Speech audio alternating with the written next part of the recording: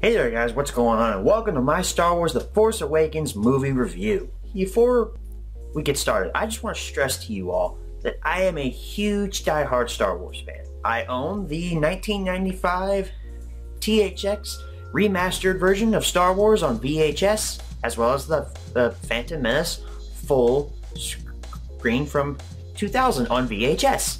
I own the films on DVD in this neat little box set from 2008, as well as Revenge of the Sith and Attack of the Clones in full screen on DVD. I own the entire Star Wars The Clone Wars television series on DVD and Blu-ray, and then I also own the prequels and the originals on DVD and Blu-ray. So needless to say, I'm a huge Star Wars fan because I own these movies 3 different ways.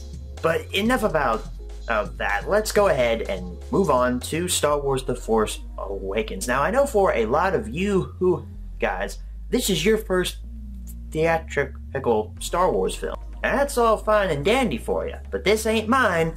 My first theatrical Star Wars film was the Clone Wars movie. Yeah, we're not gonna talk about that. Look, it's not that bad, really. But anyway, we're talking about Force Awakens, not the Clone Wars. The first question that everybody has, is Force Awakens good? Yeah, it's good. In fact, I would honestly say that this movie is dang near almost perfect because I can barely find any flaws with this movie. So of course we'll start out with the positives. First of all, the new mixed with the old works perfectly. Daisy Ridley and John Boyega have so much chemistry with old Harrison Ford. Just look at him. Look at him. Look at how old he is. He's so old. But yeah, those three have perfect chemistry, and it's just awesome to see Harrison Ford as Han Solo and Chewbacca back, and they're firing lasers at new stormtroopers, and Kylo Ren's a badass villain. Kylo Ren. Let me talk about Kylo Ren really quick here. He's another positive, because Kylo Ren is a force to be reckoned with. No spoilers will be given here, but Kylo Ren's backstory is something that I don't think a lot of fans were thinking would happen. But it did. Another positive I see with this movie is, well, its story is pretty good, really. I really enjoyed the story. The characters were really well done. It was well acted, as I said. And Oscar Isaac as Poe Dameron, I swear. I want to see more of Poe Dameron, because he's probably my favorite new character in this new trilogy. I really liked Poe Dameron. And shockingly, BB-8 wasn't annoying. He was actually pretty cute. He's kind of like the new R2, I guess. Everything was done pretty much right, but then there's also some negatives.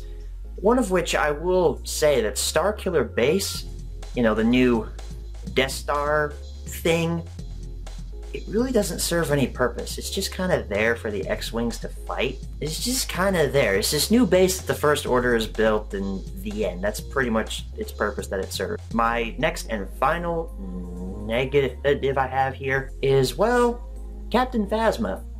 She didn't really do much.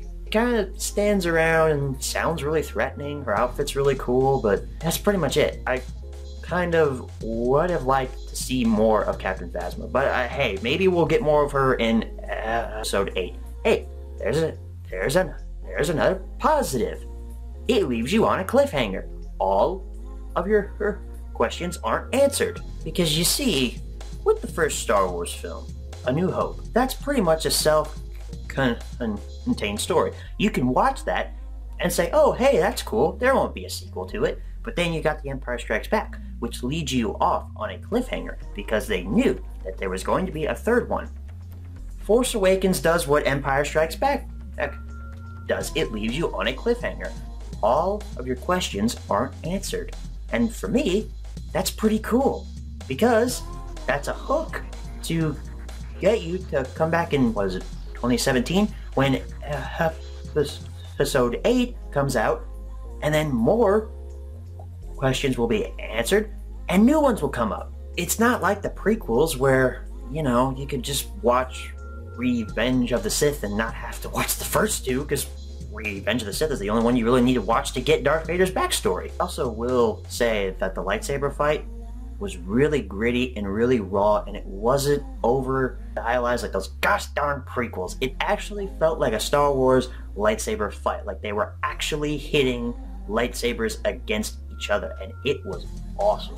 So yeah, that's my review for The Force Awakens. If I had to rate it, I would probably say Force Awakens definitely gets a 9.5 out of 10 for me. Just because the Starkiller base really doesn't serve any purpose, and I would have liked to see more of Captain Phasma, I still love the hell out of this movie. It was so much fun. It was so funny, and it's just, guys, Star Wars is back. Original Star Wars is back. And I'm so happy. I'm so happy we're not getting any more of those gosh darn prequels. Anyway, that's it for this review. Thank you all for watching, and as always, may the Force be with you.